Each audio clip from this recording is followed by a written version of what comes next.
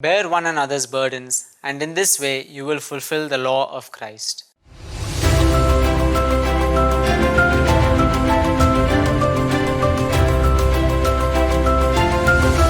Dear brothers and sisters, in today's Gospel, we hear Jesus saying, "The Son of Man is Lord of the Sabbath."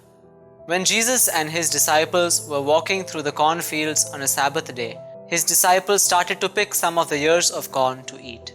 The Pharisees were quick to notice this transgression against the Sabbath, the Jewish day of rest, ordained by none other than God Himself. The Sabbath was a day on which God asked the people to set aside some time in order to take rest from their servile work and devote more time to prayer, to remembering God their Creator. However, the Pharisees used their teaching authority to impose many additional laws with regard to the Sabbath, prohibiting a wide variety of works on that day. They eventually made it a day of rigorous and legalistic conduct, giving people very little relaxation or peace of mind. Jesus makes it clear in today's Gospel passage that many observances, such as Sabbath, might be very good in themselves, and yet we must also keep in mind that they are for the welfare of the people. When Jesus says, "The Son of Man is Lord of the Sabbath," He reaffirms that the purpose of these practices is to serve God. Jesus justified the deed of His disciples by pointing out to their need, their hunger. In our service of God, we must be sensitive to the needs of others, remembering that our fellow men and women are the children of God too.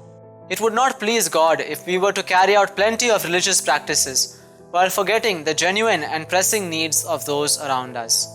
St. James reminds us in his epistle, chapter 1, verse 27, "Religion that is pure and undefiled before God and the Father is this, to visit orphans and widows in their affliction, and to keep oneself unstained from the world." Jesus also tells us that what we do for the least of His brethren is done unto Him. During the Second World War, under the guidance of Pope Pius XII, many Catholic monasteries, convents, institutions and homes opened wide their doors to shelter the Jews from falling into the hands of Hitler's anti-Semitic forces. The Pope even allowed the Jews to take refuge in the Vatican as well as in his summer residence. Is this not a good testimony to what Jesus is asking of us in our worship, to also consider the people in need? If we do not do so, we would be like the priest and Levite in the parable of the Good Samaritan, seeing the person in need and yet passing by on the way.